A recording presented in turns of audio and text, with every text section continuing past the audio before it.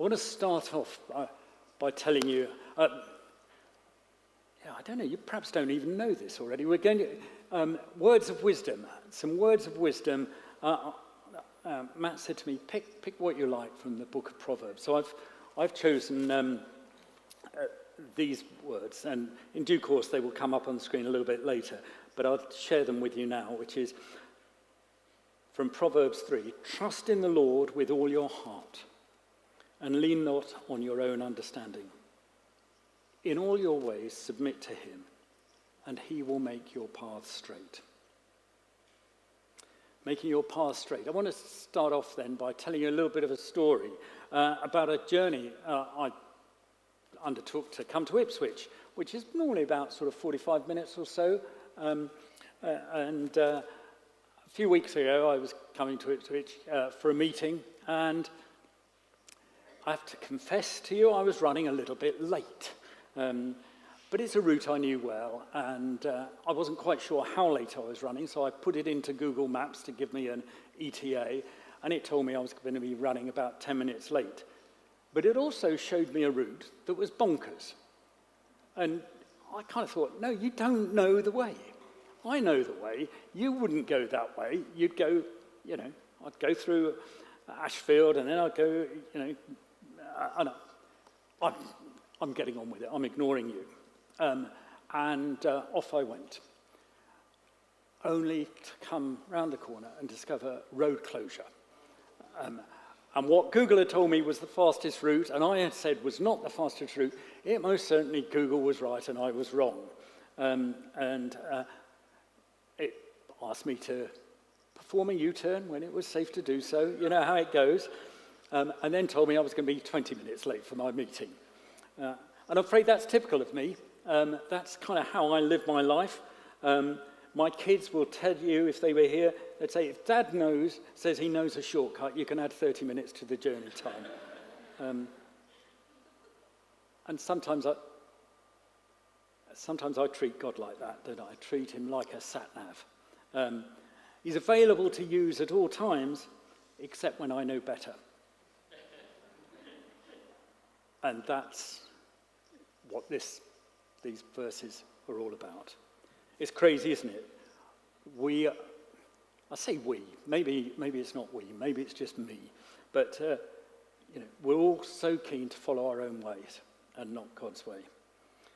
And I suppose for many years I've known that trusting God is what it's all about. It's the foundation of my Christian faith. It's not just about believing that God exists. It's about actively placing my confidence in him, in his sovereignty, in his wisdom, in his unwavering love, especially when life is tough.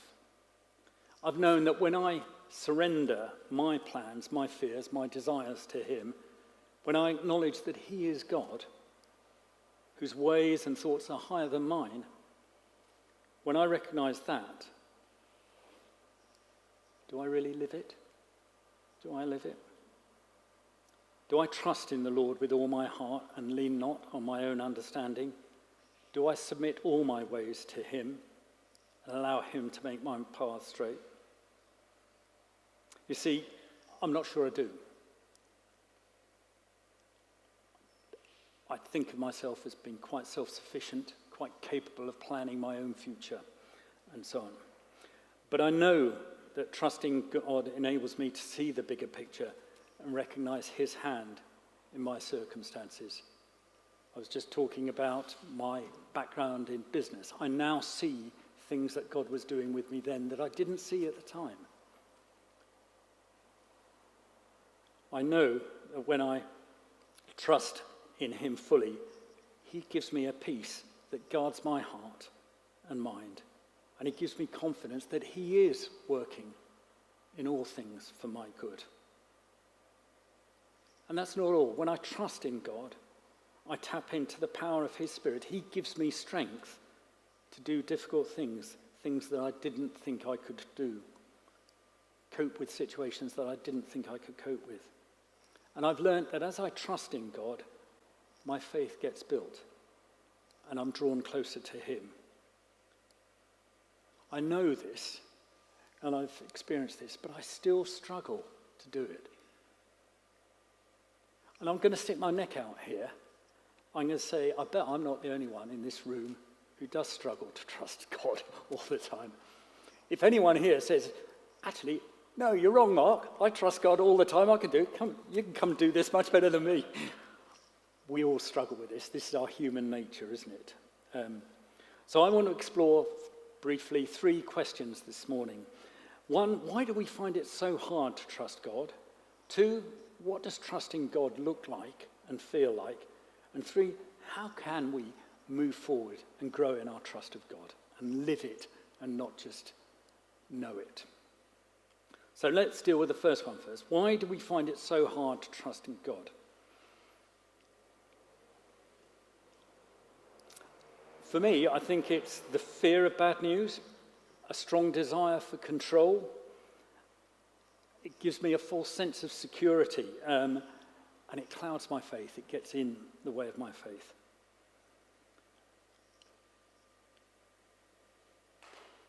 Let's follow that through a little bit more. Control. I don't think I'm a control freak, but I certainly like to have control, and I worry when I've not got control. And sometimes that's about impatience, isn't it? I want things now.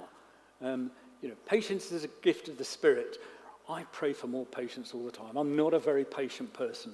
I'm an activist. I want things to happen now.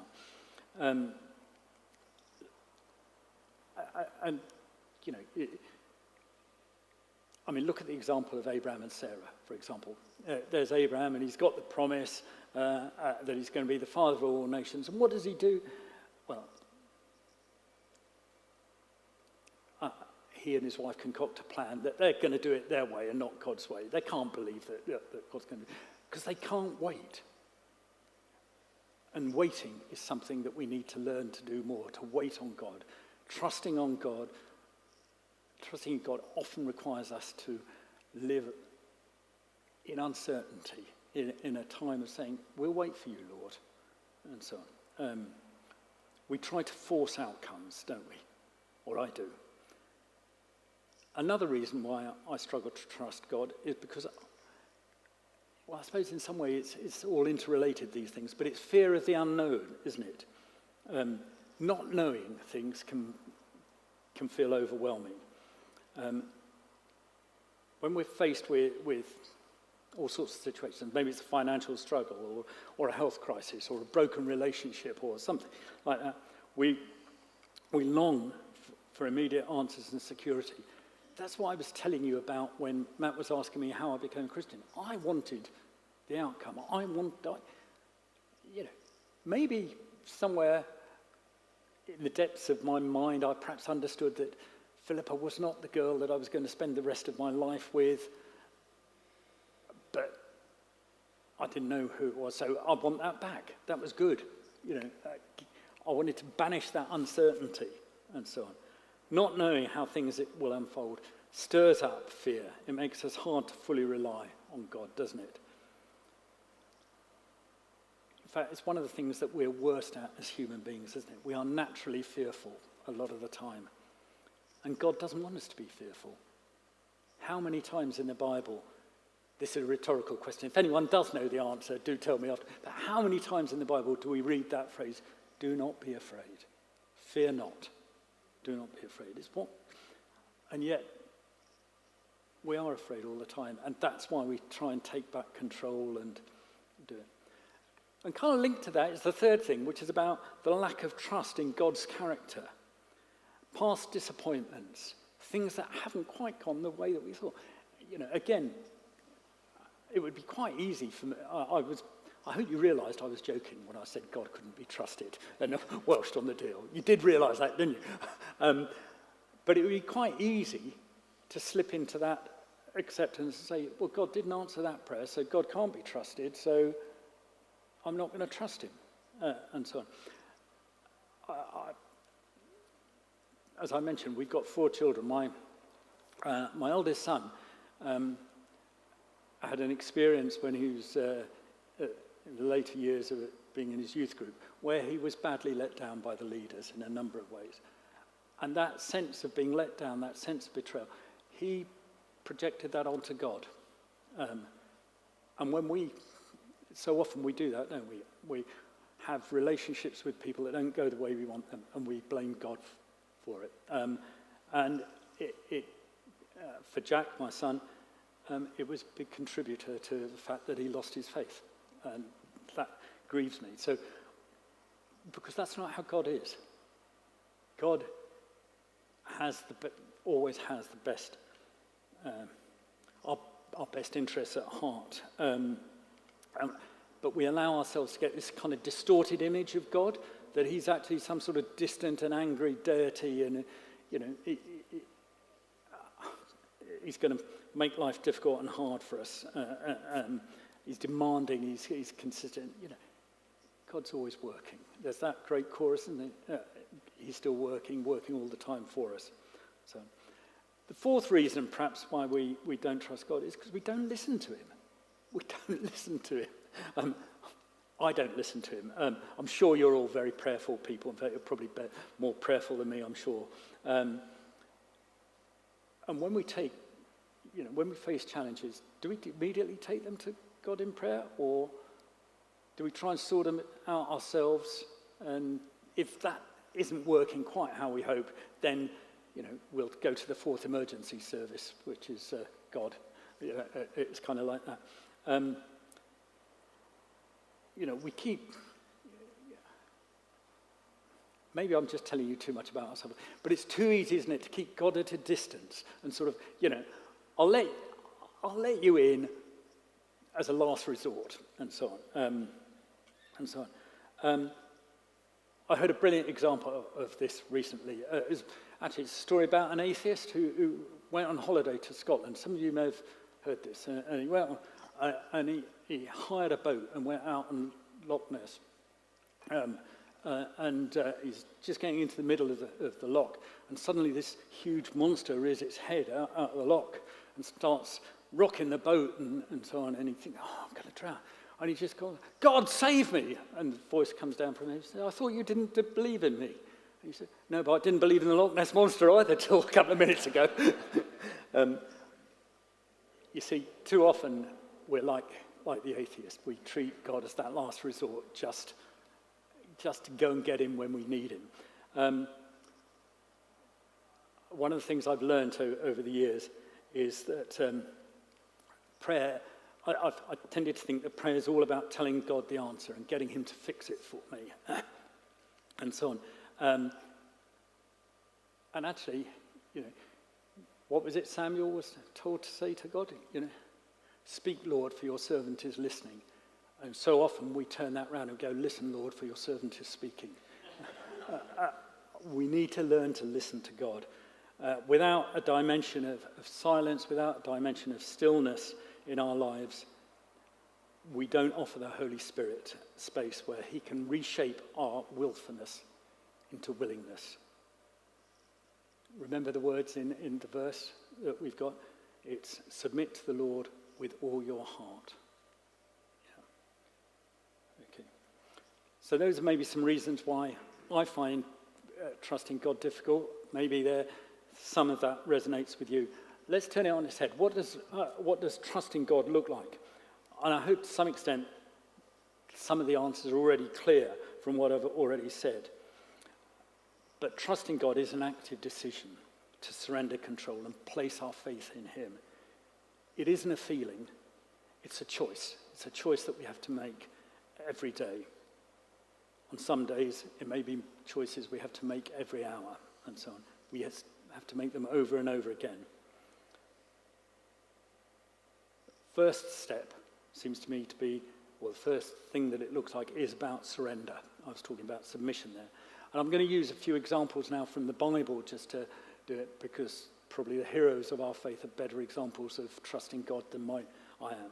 But think about Moses leading the people out of Israel, out of Egypt, and he gets to the Red Sea, and instead of panicking or relying on his own strength, he trusted God to do the impossible and to separate the sea and get through.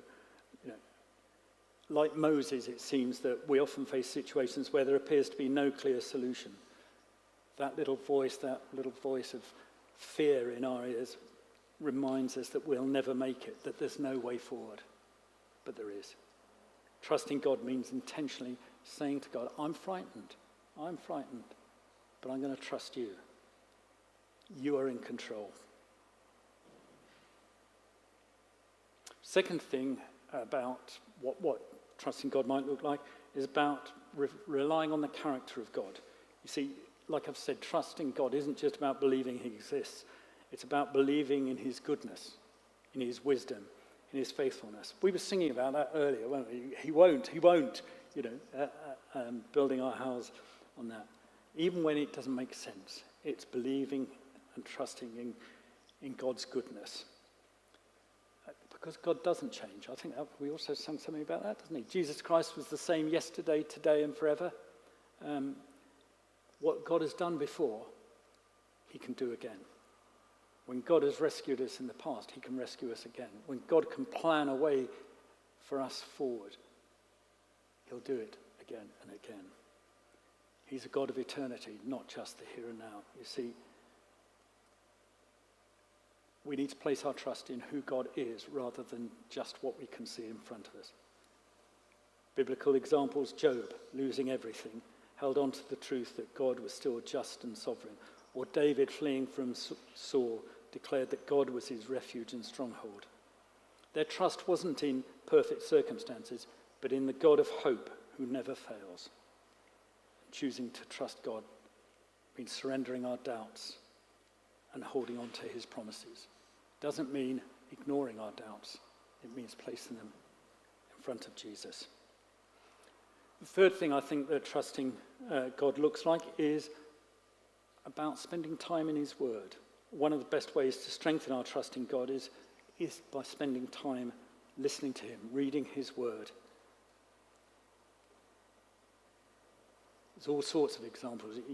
David, and read the Psalms and you'll see that time and time again, that David talking about your word is a lamp to my feet and a light to my path. When we immerse ourselves in God's wisdom in the Bible, through the scriptures, we learn to see the bigger picture, that he is always working for our good, even when we don't understand his ways. I mentioned that I sold a business, and I was very pleased to do that. And I suppose I had acquired a bit of a reputation in the advertising world for being able to build a successful business. And after I'd sold the business and left it, I was getting quite a number of approaches of people dangling large sums of money in front of me and saying, come and run my business, come and do this. And it was quite attractive, quite enticing in some ways. And then I remember being in church, I was laying all this before God and saying, I've done that, what do I do now? Well, you know what I did now. I ended up working in the charity sector. But the reason that I did that was because that Sunday morning when I felt I needed to make a final decision, the person who was preaching about the parable of the man who built bigger barns. And that phrase, don't build bigger barns, really resonated with me. Leave that beside. You have done what needed doing there. Now was the time to move on. And so on. So that's a little bit of just hearing God, listening to God. So I suppose the final thing that trusting in God looks like is about action, isn't it? It's about what you do. It isn't just about believing promises, it's about acting on them, even when the way ahead seems unclear. I mentioned Abraham, that Abraham's a great example of that. Or Moses, that I also mentioned, he's great with that. Or think of Peter stepping onto the water with Jesus. Faithful action almost always requires us to step outside our comfort zones. None of those people that I've just mentioned, those heroes of our faith, had all the answers, but they trusted God and they chose to keep moving forward. An obedient faith isn't about having every detail figured out. It's about trusting that God will provide and guide. So I want to just turn to the third question, which is, how can we turn this stuff into some practical steps that maybe might just help us live lives that are a bit more trusting of God? Because trusting God isn't just for those monumental challenges. It's not just for those big career-shaping moments like I've just been referring to. It is for the daily choices that we've got, from decisions at work to family relationships to all sorts of things. The power of trust transforms how we approach every aspect of our life. And I think the first thing that I'd want to say that I've learned is it's about starting the day with prayer, making prayer the first thing that you do each day. And sometimes that's really difficult. You've got a whole day ahead of you with 1,000,001 things to do, and really you want to, well, if you're like me, you want to get out of bed and get on and tick a few boxes and say, I've done it. But it is pausing and just laying that your day before God, praying a prayer of submission. I use a prayer from Lectio 365 because it comes at the end of... does anyone here use Lectio 365? Yeah, it's good. It's a way of listening to God. You reflect on a passage of from the Bible and so on. But it ends up with this prayer, which I find really helpful. It says, Father, help me live this day to the full, being true to you in every way. Jesus, help me to give myself away to others, being kind to everyone I meet. Spirit, help me to love the lost, proclaiming Christ in all I do and say. And that's a prayer of submission. That's just placed in the day before God and saying, be my guide. And so on. And once you've done that, then it becomes easier to surrender small decisions. And it is in the power of surrendering the small that we learn to surrender the big. So trust God with the little things and build that habit of dependence on him. So the prayer that I just think, as I pray that prayer, I try and listen to God, to what he is saying about today's plans, who I'm going to meet, what I'm going to be doing, how am I going to love the lost, or how am I going to be kind to everyone I meet, or how am I going to be true to God? So I've been surprised at how often when I do spend that time in prayer listening to God, God gives me insights and prompts me about what lies ahead of me that day. And then equally surprised as the day progresses, how actually what he told me might happen does happen, and how he does shape the day and create opportunities and discussions that I hadn't necessarily expected. And that surprises me. But I wonder if it should do, really. Should I be surprised that God answers prayer? No, I don't think so. And then finally, I suppose it's about never losing sight of the bigger picture, remembering that God's plan extends not just through the day, not just through the next week or the next month or the rest of my life, but through eternity. If I take you back to my journey coming to Ipswich a few weeks ago, I think the provider of my sat-nav had sight of the bigger picture. He knew the road that I was coming to was closed when I didn't. My focus was just on what was immediately in front of me. My sat-nav provider, Google, knew where I was going and what the long-term future were. And you know what? I think God is a bit better than Google. I think God has more of my interests at heart than Google, and so on. So, in some ways, though, God is like Google, isn't it? We talked about making our path straight and so on. There's another verse in Isaiah that is really quite important to me. It's where God says, my thoughts are not your thoughts. Neither are your ways my ways. As the heavens are higher than the earth, so are my ways higher than your ways, and my thoughts than your thoughts. So let me close now. Perhaps we could just have a time of quiet. It might be a time when the band wants to get ready to lead us again. But I wonder, very often I find that I get far more out of preparing a talk than anyone listening to it does, because God speaks to me and I have to seek him out and do it. But I wonder what God is saying to us today, what the Lord is asking you to trust him about. Where maybe you're struggling to trust him. It may be that you're facing a decision where you need God's wisdom It might be a big thing, like a career issue or a relationship issue. It might be a thing where you need to say, Lord, I want to trust you with all my heart. Show me your way that is higher than my way. Or it might be something a little smaller. What do I do about this or that? You can fill in the gaps for yourself. But again, maybe the Lord's prompting you to say, trust me. Trust me with all your heart and show me your way. Or perhaps you're wrestling with a decision that you've already made, that you've made that decision leaning on your own understanding, and you're now beginning to realize, like me, driving to Ipswich, that you've got it wrong, that you've got the wrong way. And you need to be saying to the Lord, show me again your way, reroute me, if that's your plan. Give me the courage to make a U-turn, if that's your best plan for you. Lord, I submit to you in all my ways. I want to just close with some words that came out of Lectio 365 for me this morning. It's funny how God speaks to you when you place yourself before him. And there was this prayer here, and I kind of thought, Lord, you went ahead of me and you gave me the prayer to finish this talk with. It goes like this. Yes, Lord, there is no one else like you. Thank you that you've made a never-ending commitment with me, that I am yours and you are mine, now and forever. This day, I place my trust in you, believing that you will lead, care, and provide for me every day of my life. Amen.